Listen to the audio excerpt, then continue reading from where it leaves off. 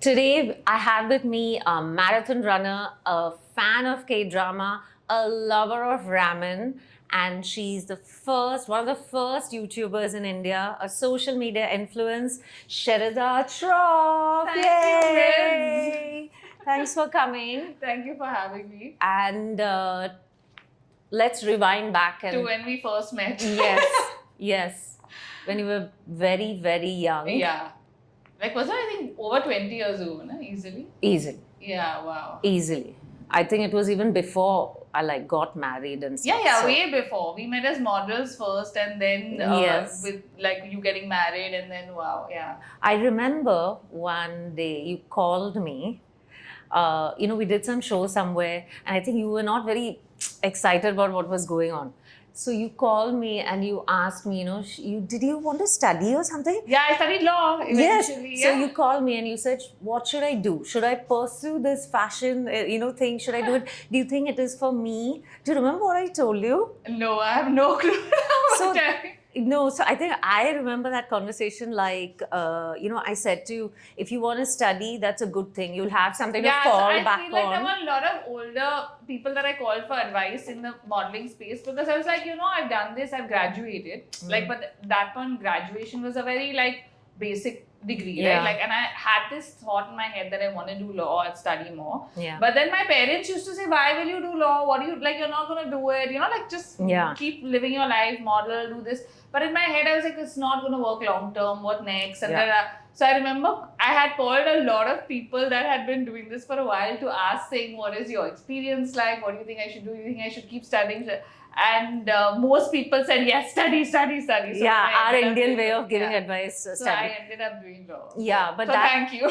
No, but that maybe sort of changed your direction in a nice way, right? You Yeah. knew, okay, modeling is maybe not for me, but I want to make my own space within there. And then you sort of Yeah. started. How did you chance upon So YouTube? I didn't really ever kind of stop modeling till this started. Yeah. So in fact, YouTube kind of started like a modeling gig in my head. Okay, so I had this Yeah. network that approached me for their channel, and they were like, "Why don't you video blog for us?" And that time it was more of an American audience, Yeah. and we were just no one in India really knew YouTube, was not really into it as much. And so I thought, how we used to do catalog shoots, I was seeing it like that in my head of, okay, I go Right. and I shoot, these many episodes in a day, Yeah. and this is how it's going to work. And as I started, in the first few weeks itself, I saw a difference, right? Because I was like, okay, here, no one's telling me what to say or what to do. I am coming up with that. This is Yeah. all me. It's not like where you're given a script and you're told, okay, say these lines or this One frame man is show. amazing. Yeah. Or, you're like as a model, your life is so controlled. It's not you at all. It's just you're playing a character. Yeah. And here I was like, why isn't anyone telling me what to do? I'm just coming up with whatever I want to do, and it's great. So it started with that, and then I was like, the more I experimented and worked with them, I was like, okay, I really enjoy this, and I feel like I'm getting very into it. And then I started seeing the difference that, okay, this is not modeling, this is a very different world, and I want to kind of focus on this. And so I worked with them for a few months, and then I started my own channel, and then that's how it started. Nice. And then when did you think it would become, something you would do as a 9 to 5 job? So I think initially it took a lot of work because I was filming, editing, like everything by myself, and I had like a webcam. So obviously with them they had a team filming, so I Yeah. didn't really do that. I was just creatively contributing to the process and not really editing. But I used Yeah. to sit on the edits with them Yeah. to do things how I like them. But then when I started doing my own stuff, obviously it took really long because I didn't know any of that, and I used to keep Googling, how do I do this? How do I add this effect? What do I do? And also times are very different. I mean, today people think shooting means whipping out your smartphone and shooting. But at that point, we didn't have like phones with these kind of cameras, and we used to shoot on our webcam and everything was grainy. Like some of my first few YouTube videos, I still look at it and I'm like, I don't even know what I was thinking because you can't see anything. The footage is so grainy. Yeah. A makeup tutorial where you can't even see the colors. But I'm like, wow, this is what we were doing at that time. So it kind of started from there. It took a lot of time. There was obviously no money in it for like a good 2-3 years where there was literally, I was like, I'm obviously building this, and I saw people liking the content and stuff like that. But this industry didn't exist, so nobody knew where it's gonna go. Yeah. But because I liked what I was doing and I had that freedom to kind of creatively create what I wanted to, and also the privilege of obviously living at home, and being able to manage, because I had modeled, I had some amount of money which I had, which obviously at that point you're spending a lot of money and not really saving, all of those things. But like living at home, I had that the chance to take that leap of faith and say, okay, I really like doing this and I want to do it. And my parents really supported me wholeheartedly without even knowing what I'm doing, because at that time they were just like, we don't understand this at all, but you wanted to model, you modeled, you want to do this, do what makes you happy. And also I'd gone to law school, right? So it was like you've modeled, you've been to law school, now you're making videos from your bedroom, but okay, Anyway, whatever's working for you. You could have convinced them with an argument, right? After you've studied law. So the thing is that they never needed convincing. That's the good thing. Like, they've always been supportive. So I think that's why I always say that I've had the privilege of being able to take those risks because I've had that support, Right. because it's not easy, obviously, to just be like, oh yeah, I want to try something, and then people all say, oh, you're so brave, and it's amazing that you stuck it out and all of that. But I was lucky to have the family that I did that support. Yeah. And how do you measure success? Like, how in an influencer world? I mean, honestly, for me, I always say I was a content creator. I am a content creator because I started with the love of creating content. Because I started at a time when, as I said, this wasn't an industry. We weren't really, like, there weren't monetary gains, and it wasn't really success was this or that. So for me, I think it's about building a community of people that like the content I create, and having some kind of an impact and a voice in that space that stands for something. That's how I always saw it. And even 12 years later, I feel like that is a win for me, to say that if people say, oh, we are still here watching your videos 12 years later, I'm like, okay, wow, that's amazing. That is why I do this, and that's what I love about it. Do you ever like hit a wall with this content creation? Like, it's Of obviously, course. are you trying to, it's a demand and supply as well, right? So I think consistency is key for any creator. Okay, like people will always tell you, like, I think also the problem is balance for me, because there's now short form content has become such a huge thing. I'm always a long form creator first, because that's how I started. So for me, I feel like my YouTube is like something I don't want to not do. So we still have 3 videos going up every week, which is a lot of work, because then that's like constantly you're churning out stuff. And then shorter stuff happens as and when, because I still feel like I think in a longer format. Also, I love to talk, so then a longer format definitely helps. When someone says, sum it up in 1 minute, and I'm like, how? How can I cut this reel for 10 seconds? No. So like, it often is like when people say this is a 15-second brief, I'm like, okay, I don't know how that's going to work. But, so I think for me, long form is like something I love, like creatively and, even conversationally. I feel like there's so much you can communicate and do. And also YouTube has gotten longer. Like when I started, it used to be like 3-4 minutes was a long video. Now we're like doing 20 minutes, 30 minutes. But I personally enjoy a longer video, because and I also watch that only because I kind of connect with them in some way, whoever the families, couples, whoever I'm talking, listening to. So I like the longer videos. Because I think in the shorter form, you don't really know who the person is, right? Like now, if you watch a 1 minute video of someone, even if they've talked through that 1 minute, I don't know who they are, what their backstory is, what their family scene is, what, like, I have to go to their profile, I have to do a deep dive to understand those things. Whereas in a YouTube format, in a long form video, if you followed someone, you end up knowing so much about them just organically, because they're chatting with you or telling you what their likes and dislikes are or what's happening. And it becomes like a friendship.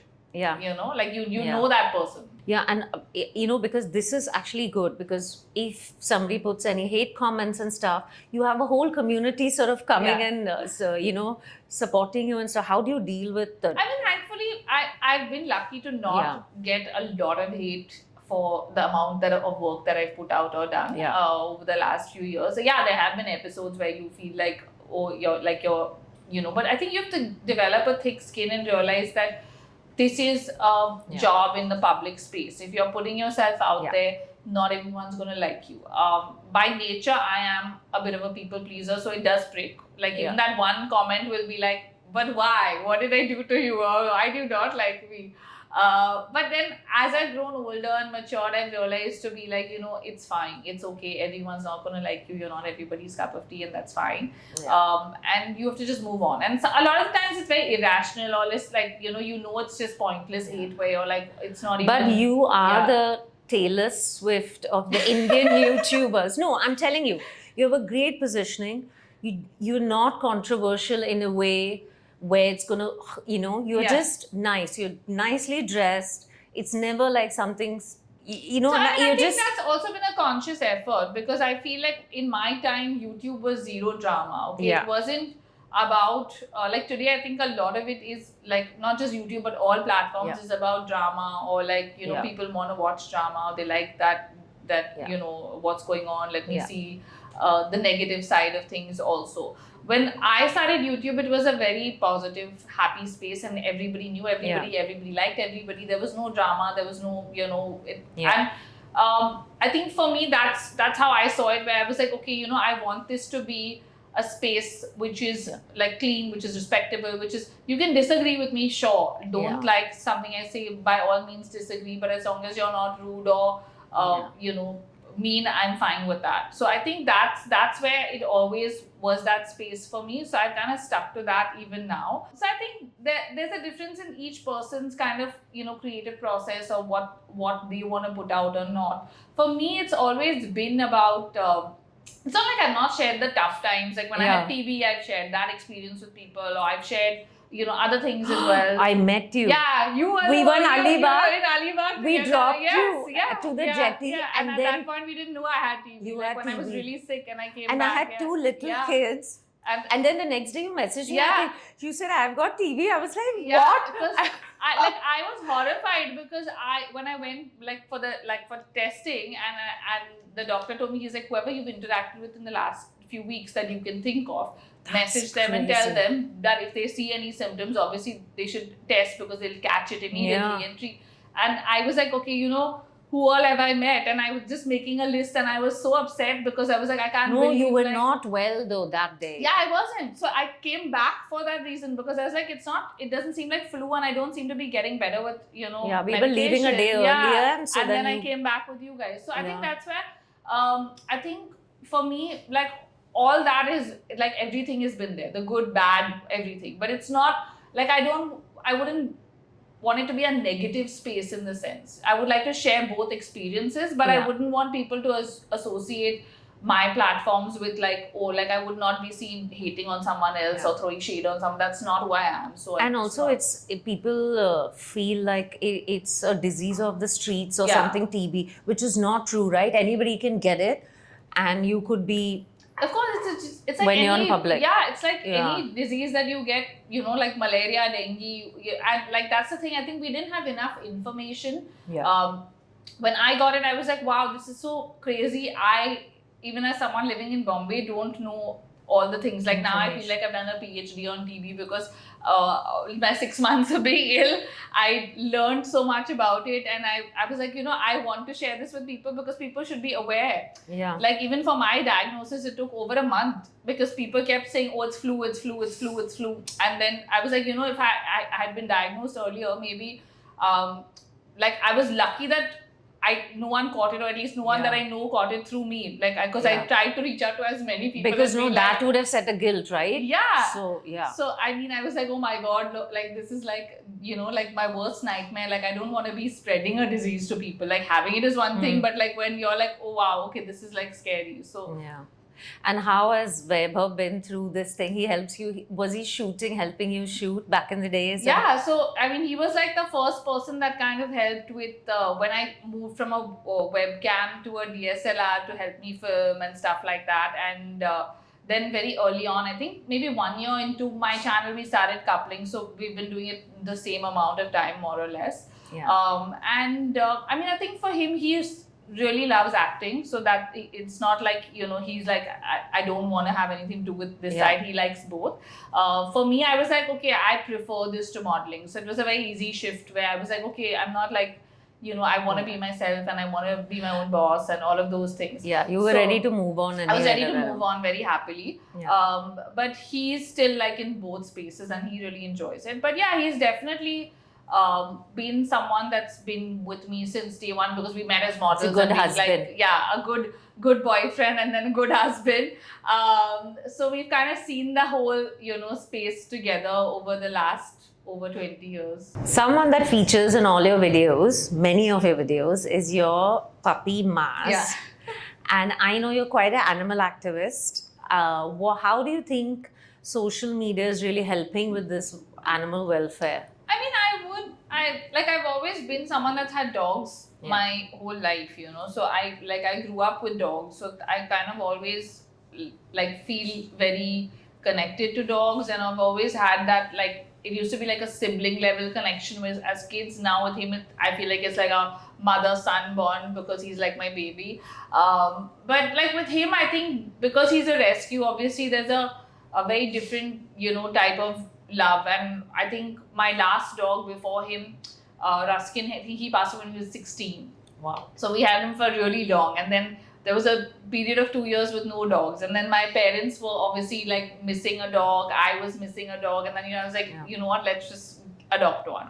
And that kind of, I think, really flipped a switch for me where I got very involved with the organization that I got Mars from, and I was like, during the pandemic, I used to get a lot of adoption appeals from people, and I used to keep sharing them. Then I was like, let me streamline this and make it like a weekly thing where I share adoption appeals. Yeah. So I mean, for me, it's always been like dog focused primarily, and then like Sammy, our cat, also just randomly waltzed into our compound in the pandemic, and then now we have like that angle as well. So it's something that I think I felt like if I can use my voice to help as many animals get adopted, why not? And it's a really easy thing to do to share stories. It's not a big deal. Yeah. So I tried my best to share as many adoption appeals every Saturday, or I try my best to work with as many organizations as I can to kind of get their stories out there, or hear their raise funds for them if I can.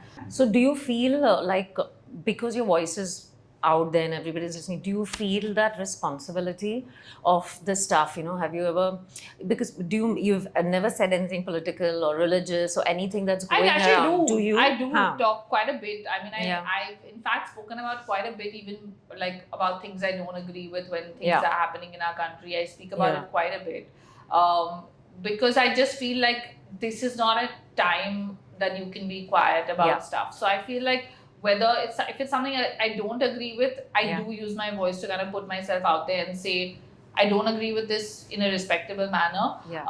So I think even with animals, I try my best to share whatever I can share that I feel could help in whatever way possible, because I Yeah. feel like we have so much that we can do that it's a very natural thing for me to be like, okay. And also I think it's become so easy now, right, with social media. Yeah. You can like literally share something and you don't know, like someone sees that, they share it, you don't know what the impact is going to be like. And Right. also honestly for me, I had a lot of people message me saying, oh, I adopted this puppy, or I adopted this kitten, and I was like, oh wow, there are actually people seeing this and it's helping animals get adopted. So it's great. So It's just a I keep random doing act it. of Yeah, kindness, yeah. So I'm like, I'm it's nothing to like a major thing. I don't do anything big. I just share, repost stories, and if that helps, it helps. It's great. And like I work with a few organizations that I know that do amazing work, and like I feel like their voices should be heard. So yeah, I think as I've aged, I felt that I have this voice, I have these platforms, and I should use it for the things I believe in. So that's where it's kind of stemming from. We are happy to listen to you anytime. I've got a rapid fire sort of a thing. So I'm going to ask you some fast questions. Okay. Try and answer them fast. Okay. What's a talent you have that would surprise everyone? That I could relocate my dislocated shoulder up until a couple of years ago. And that was quite the show and talent people enjoyed or didn't enjoy, but were forced to watch. Was that your party trick? No, it was just like suddenly where my shoulders popped out and people were like, oh my god, something looks off. And I'm like, wait, it's in. Okay, what's your guiltiest pleasure that you're willing to admit? Um, like ordering on Swiggy. I mean, I think my Swiggy bill is the biggest bill that I have on like across the board, like monthly. I spend a lot of money ordering it. Just groceries and food. No, food, like Just ordering directly. in, like not groceries. Who's the most unexpected person you've ever met, and what was the encounter like? Unexpected, in a good or bad way. Anyway.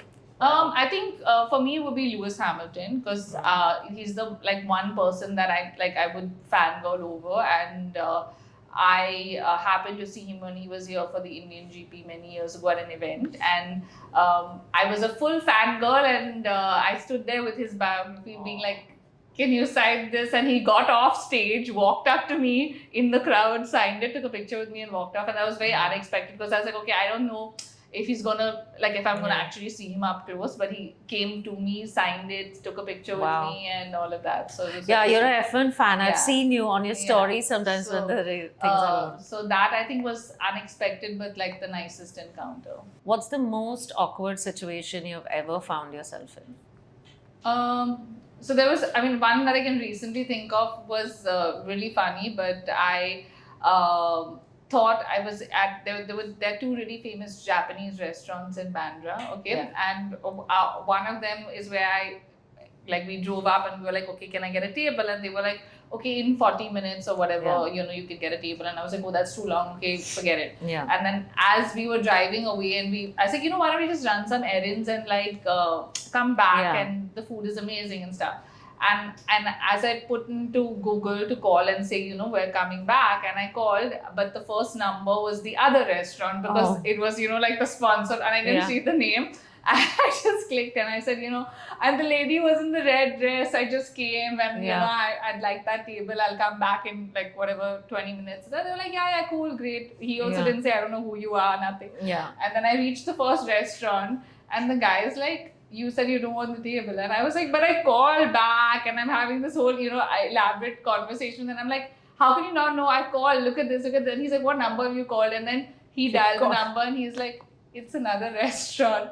And I was like, oh my God, I can't believe this is happening to me. And this had all gone on for about 20 minutes. And then they were like, it's okay, we'll still do That's it." crazy. Yeah. All for Asian food. for Japanese, yeah. Who was your first celebrity crush? And did you ever meet them?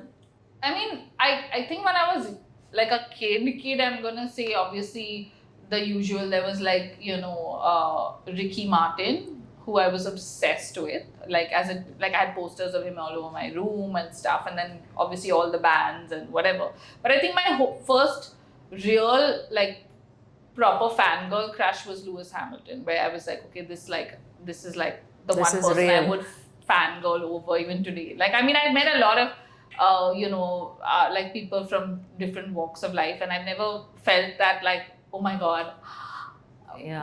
I've only felt that with him, and I feel like I would feel that again if I saw him again. That's the one person I would fangirl for. What's the most regrettable fashion choice you've ever had? Many, many. So I think for us, because we've been through so many phases, right? Yeah. With the vests and the skinny jeans, and then the 90s and the 2000s are very different. Yeah.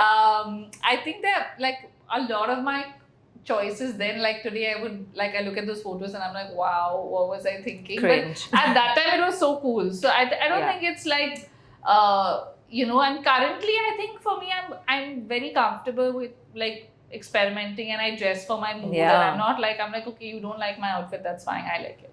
So I'm not Yeah. And you're also more aware right now. Yeah. Is it fast fashion? We are bothered with so many things these days, even within and it's also so much easier today. I think there's so many choices. If you could get rid of one vegetable, what would it be? I mean, see, I eat all vegetables. I've never been I will not eat this or not eat that. I was raised to eat everything, and I still eat it. If I have to eat it, I'll eat anything. I'm not fast. But the one thing I don't particularly love is capsicum. I don't really like a lot of capsicum in my food. If I had the option to not have it, I would not have it. So I guess that is the one I could do without. If our G Spot had a spokesperson. Which celebrity you think is going to be a spokesperson for the G Spot? This one is interesting. Who would your spokesperson be? Indian? I think it will be Malaika Arora. That's a good one. Yeah. Yeah, I think, yeah. Throw me also. She has the voice also for it. Malaika. Spokesperson for G Spot. Tell me one life lesson you've learned like in the last few years.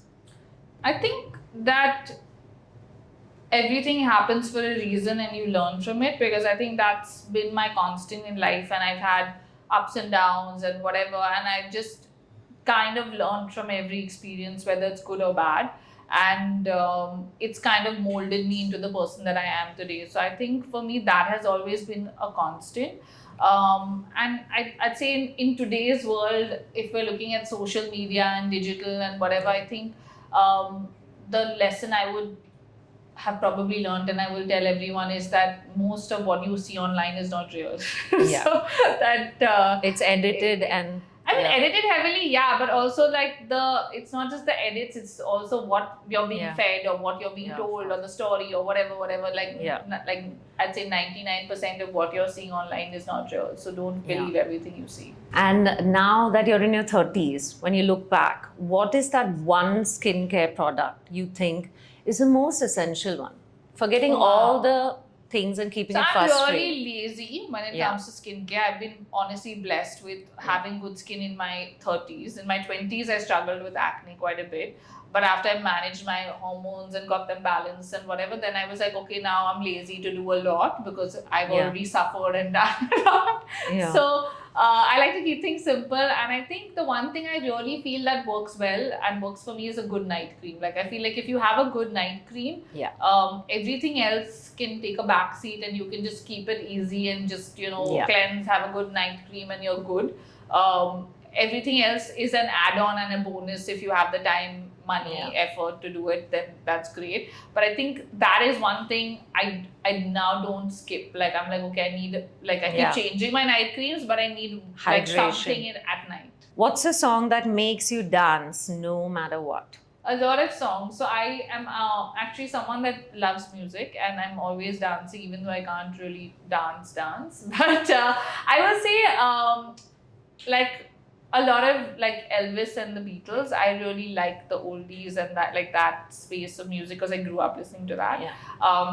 So I feel like that is a time that I can keep going back to and playing. Like, I always have an oldies playlist, like every time I'm cleaning or doing something. That is when I will the first music I will look for is like my oldies playlist to go for it. Your take on men in tight pants. Ankle length, that fashion was there where they were wearing that ankle length tight. Like skinny tight. Yeah.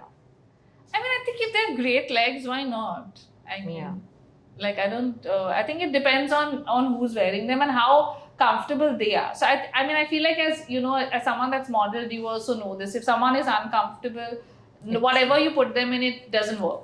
So if you can rock a look, I would be like, wear anything you want to wear, as long as you are comfortable and you are confident in it.